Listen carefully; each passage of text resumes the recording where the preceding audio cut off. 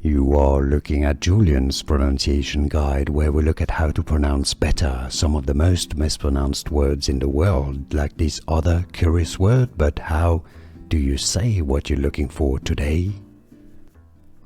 Let's learn once and for all how to pronounce this word correctly. I know it's confusing. There are different pronunciations if you want to learn more confusing vocabulary in English. Stay tuned, I've got more videos for you.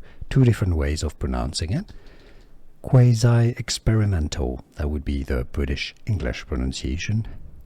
Quasi-experimental. Now it can also be pronounced, and that would be a more American way, US pronunciation. Quasi-experimental.